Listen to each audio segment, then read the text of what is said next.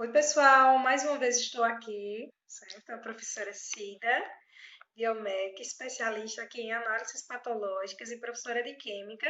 Estarei com vocês mais uma vez aí no assunto sobre sífilis, certo? E se você está acompanhando aí os nossos vídeos anteriores, você vai pegar um pouco de tudo, né? E vai juntar para fazer exatamente essa correlação cada aspecto, né, sobre os vírus, né, e sua morfologia, nas causas de patologia, que esse aí é o nosso assunto de hoje, sobre o que causa. Peço desculpa se você escutar algum ruído, né? Nós estamos em home office, como eu sempre falo, mas é normal, né? Sobre esses aspectos. Então, qualquer dúvida, você já sabe que é por conta das nossas gravações, tá bom? Então, vamos falar sobre sífilis, né? O que seria sífilis, né? E o que causa a sífilis, né? E o seu tratamento. Então, dentro do nosso curso de saúde, na área de imunologia, gente, tanto para o curso de estética como para o curso também, né, de técnica em análises clínicas, é importante não só esses dois cursos, mas como os demais áreas de saúde. Por que, professor, é importante? Porque são coisas, né, que a gente pode analisar, que acomete muita pessoa, muitas das pessoas, e às vezes a gente que faz o curso de saúde, né, a gente tem que saber um pouco de cada coisa, às vezes tirar uma dúvida de alguém que precise, e assim sucessivamente, tá bom? Então vamos lá, o que seria essa sífilis, né? Ai, eu já escutei tanto falar sobre sífilis, e o que é? A sífilis é uma DST, né, uma doença sexualmente transmissível, causada por uma bactéria, né, Treponema pálido, cujos sintomas mais comuns é uma úlcera indolor na região genital. Então a gente já diz aí é uma úlcera indolor, né? Não vai causar dor, né?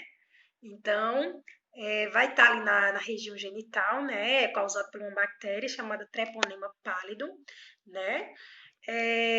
Na era pré antibióticos, a sífilis era uma doença crônica, né? Prolongada, dolorosa e que em fases avançadas acometia todo o sistema do organismo, sendo extremamente temida, né?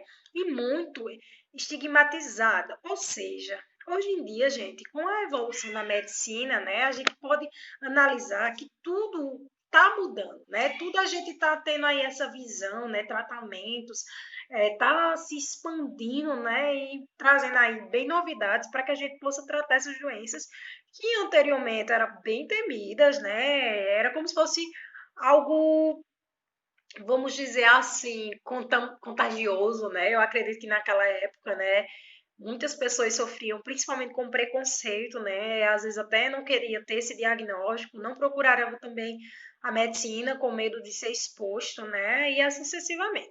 Então, hoje em dia, no século XX, nós evoluímos bastante, né? E ainda temos que evoluir. Então, o preconceito ele foi minimizado, né? As pessoas que são acometidas pela sífilis, elas são tratadas, elas são exatamente avaliadas, os seus parceiros vão ser tratados e a gente vai ver lá na frente, tá bom? Vamos lá. Então, olha, professora, como é, né? Ele é feio, o vírus, né? Sua morfologia é em espiral, né? Ou espironqueta. Tem essa morfologia, né? Forma de espiral, né? Então, ela vem contaminando, é uma bactéria. Na verdade, essa bactéria está em forma de espiral. Então, vocês podem analisar, ó. Tem aqueles espiral, tá? Então é interessante a gente analisar. É formado de DNA também, né? Vírus eles podem ter tanto DNA como RNA no seu material genético, ou um ou outro, tá bom? Ou pode ter os dois, tá bom? Então é interessante a gente avaliar esses aspectos, tá? Sintomas da sífilis. A sífilis se desenvolve em diferentes estágios. E os sintomas variam, né? Conforme a doença evolui. No entanto, as fases podem ser sobrepor umas às outras. Então, eu vou ter várias fases, né, da sífilis, né, gente? Os sintomas, portanto, podem seguir ou não uma ordem determinada. Geralmente, a doença evolui pelos seguintes estágios: primários, secundários, latente, terciários e congênito.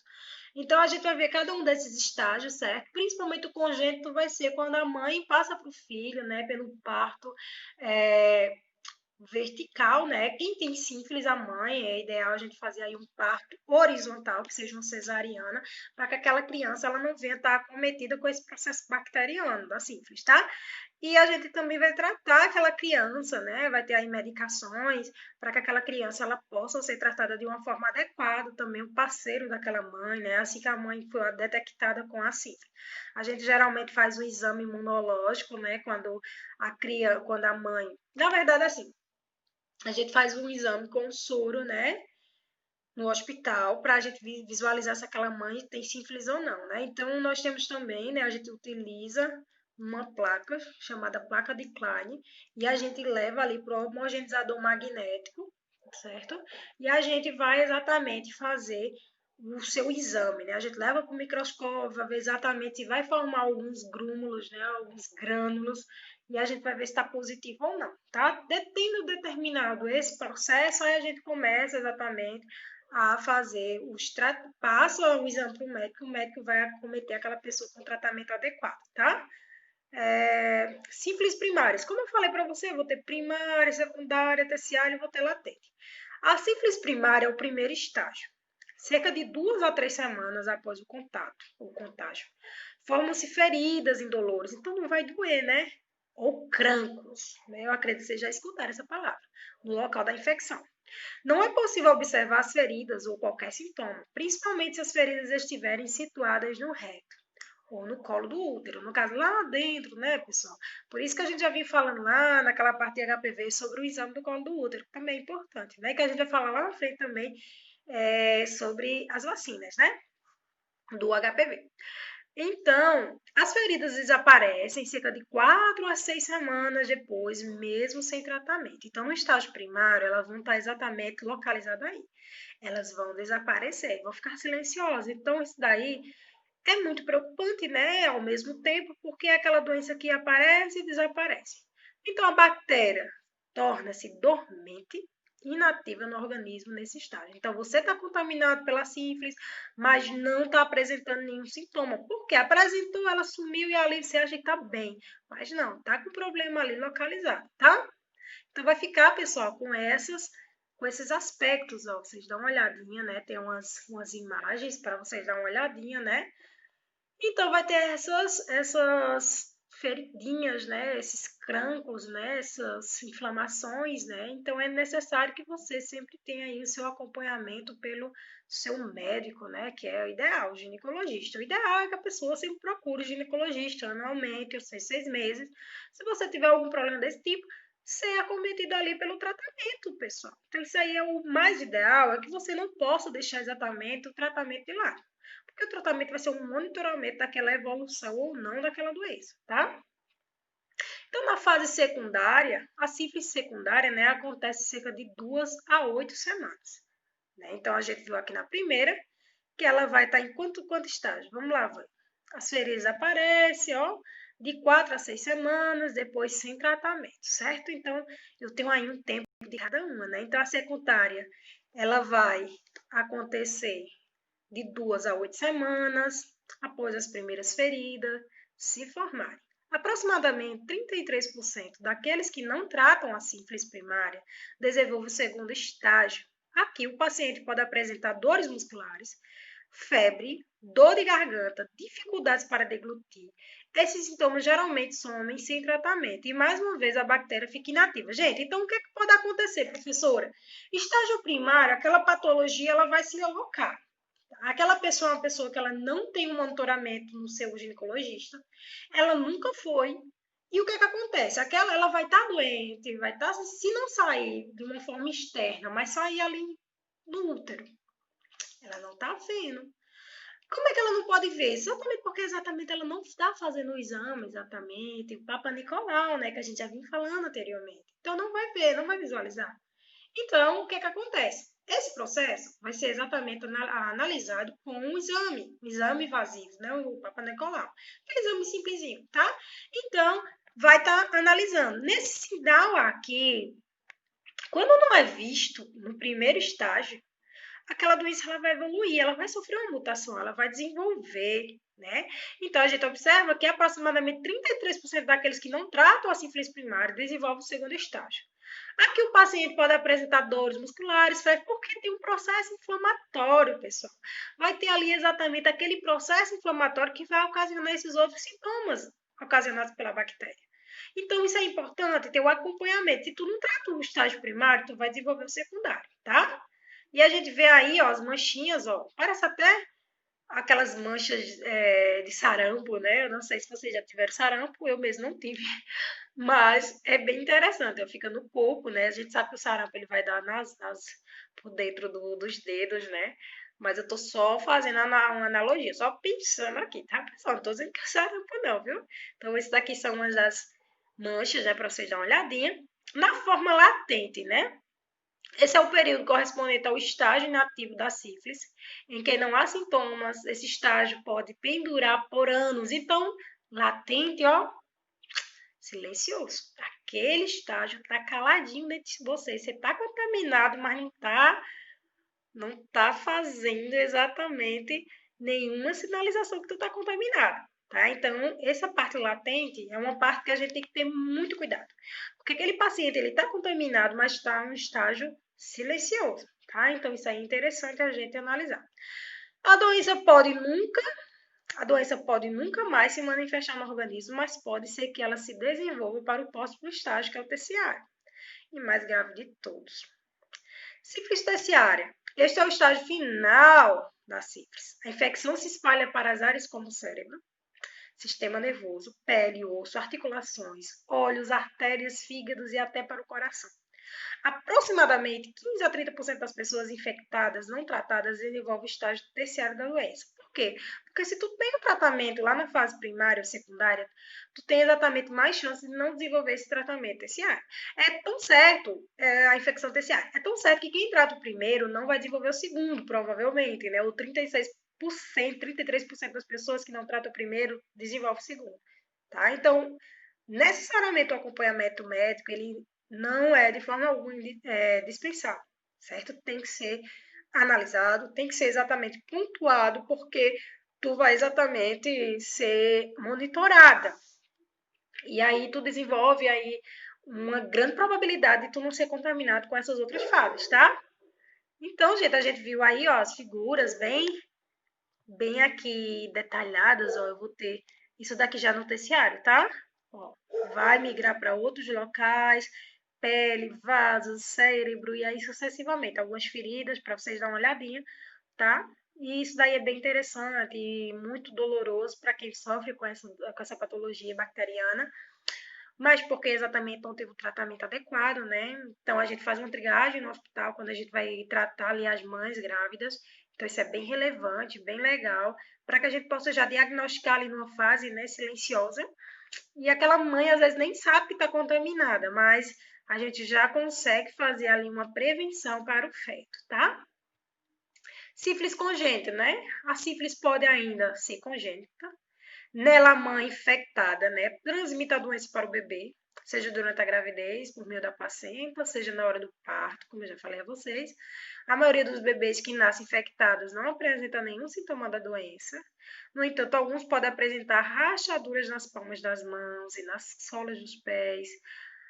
Mais tarde, a criança pode desenvolver sintomas mais graves, como surdez e deformidade nos dentes. Então, pessoal, a sífilis congênita, né? A mãe vai infectar o filho, né? Tem aí vários e vários sintomas, né? Várias e várias patologias que a criança vai sofrer, né? Rachaduras, surdez, né? Desenvolvimento bem precoce, né? Então, essa daqui é a sífilis congênita, ou pode ser transmitida pela placenta, ou pode exatamente ser transmitida pelo parto vertical, que é o parto normal, tá?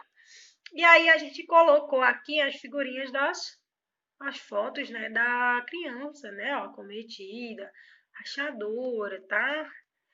Hoje em dia, a gente, como eu falei para vocês, a gente faz os testes imunológicos, né? Já no hospital, quando a mãe chega lá para ter o bebê. Então, aí fica bem mais fácil da gente avaliar isso, tá? A nível de maternidade, né? Onde eu estava na maternidade, a gente tinha condição de fazer já isso, tá? Tratamento da sífilis. Quando diagnosticada precocemente, a sífilis não costuma causar maiores danos à saúde e o paciente costuma ser curado rapidamente. O tratamento preferido dos médicos é feito à base de penicilina, um antibiótico. comprovadamente eficaz contra a bactéria causadora da doença. Uma única injeção de penicilina já é o bastante para impedir a progressão da doença, principalmente se ela for aplicada no primeiro ano após a infecção. Senão, o paciente poderá precisar de mais uma injeção. Então, como a gente já falou, o tratamento precoce ainda tem sido exatamente uma das formas mais eficazes contra a doença, podendo aí, né, deixar o paciente saudável, né, entre aspas, contra essa bactéria, né? Então, a pessoa que tem aí seu tratamento adequado, tá fazendo ali sua triagem certinha, professora, é no PSF, às vezes o PSF não abre. A gente sabe que o Sistema Único de Saúde, infelizmente, no nosso país, ainda tem essa dificuldade.